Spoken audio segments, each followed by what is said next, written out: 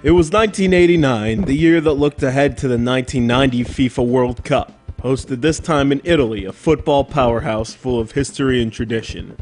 It would be the year of Salvatore Schillaci, the Adidas Etrusco Unico, and another instance of the world watching and holding their breath as football's greatest took the pitch, like Diego Maradona and Jurgen Klinsmann, while also watching the heroics of Cameroon and Roger Milla, the ageless wonder.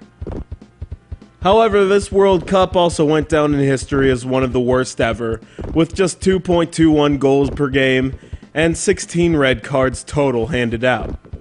How fitting indeed that back in the video game world, a game such as World Championship Soccer was what people were playing in anticipation of such a dreadful contest. A Sega original, World Championship Soccer is a real bother of a football simulator, and based on the almost nauseating top-down camera angle, it may be apparent as to why.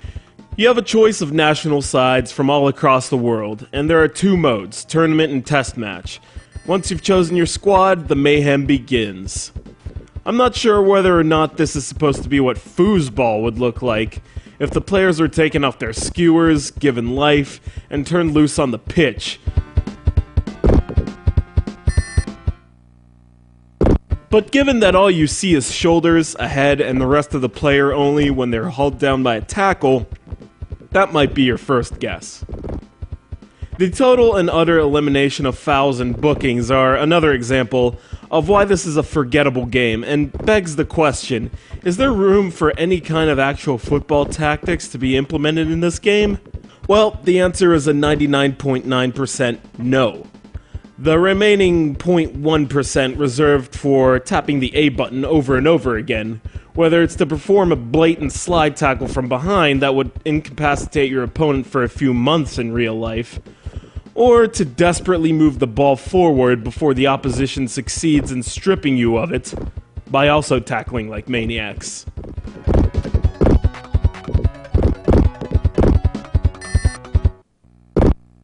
This game becomes a total and utter exercise in futility, even if you're 2 goals up with Mother Russia, or USSR, against mighty Brazil.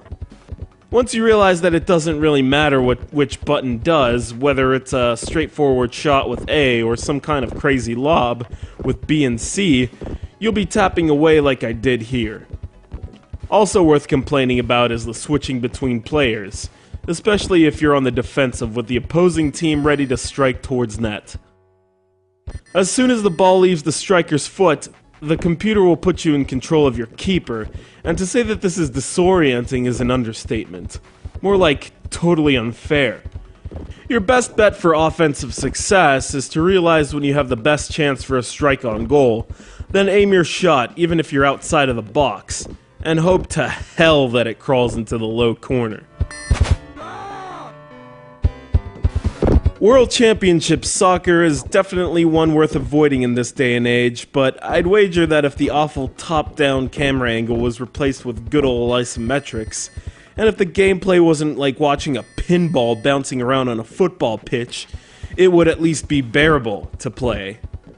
But after all, this was supposed to be a game about the 1990 World Cup, so who's to question Sega about the game's accuracy?